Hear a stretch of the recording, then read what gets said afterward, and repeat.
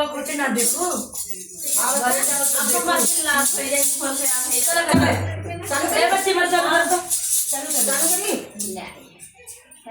तो आज है फ्रेंड शुक्रवार और मैं आप सभी से बताना चाहती हूँ सभी भाभी हमारी आई हुई हमें बहुत अच्छा लग रहा है। मैं सबसे पहले चैनल का नाम बताऊंगी और हर चैनल में भाभी लोग अपने से बताएंगी, क्योंकि मैं प्रोग्राम की वजह से अभी सांस नहीं ले पा रही हूँ, सर्दी जुकाम हुआ है। अगर मैं ये वीडियो में कभी बोलती हूँ तो आप लोगों को बहुत खुशियाँ मिलती है कि भले से परेशान है, तो मैं उनके लिए कहना चाहूंगी कि आप लोग कहते हैं ना कि क्यों मनाइस डांगन नाई मरा की कहावत कही बहु अब सब दबा हम बोल ना पाओ, सबे इल्जाम लगावे लग जावा। तो सबसे पहले हमारे कुमकुम भाभी अपने चैनल का नाम बतावा। तो सभी बहनों के चैनल पे हमारा स्वागत अभिनंदन वंदन करती हूँ हम। और जो हमारे चैनल का नाम है कुमकुम आजमगढ़िया, घनश्याम भट्ट आजमगढ़। देवर जी के चैनल को बोलिए आप पहले। बोले तो घनश्याम भट्ट आजमगढ़िया, देवर जी के, इनके भाभी के देवर जी के चैनल का नाम। ये बड़े हैं लेकिन हम मस्ती में देवर जी कहते हैं, आप लोग बुरा मत मानिएगा। हाँ। और हमारे देवर जी अच्छा के लगता कॉमेडी वीडियो थोड़ा सा आएगा हमारे चैनल पे, आप लोग देखिएगा। आप बताइए चैनल का नाम। सुमित्रा पाल 45। मार रोजी काल साझे खाए नहीं, जो कुछ खाए ना आई बता रही। अब यही होई नाश्ता पानी। रीना यादव अवधि गीता हमारे चैनल का नाम और फेसबुक पर भी यही है, गुड्डी भक्ति सागर। इनके चैनल को आप लोग सपोर्ट करिएगा, बहुत दूर से है भाभी जी। और ममता यूपी अमितेश यूपी 45 चैनल को और ममता ब्लॉग चैनल को सपोर्ट करिएगा। ये हमारी चाची जी हैं भाभी, बोलो चैनल का नाम। नीलम यादव गोविंद साहब। अपनी साल मेलम खाजा खाए नहीं है ना, तेल के बोली नहीं प्रांजल भाभी सबकी सपोर्ट करते हैं, सभी के साथ खड़ी रहती हैं। अब देखा कैसे ना रही और सभी के चैनल को लाइक शेयर सब्सक्राइब करना ना भूलिएगा।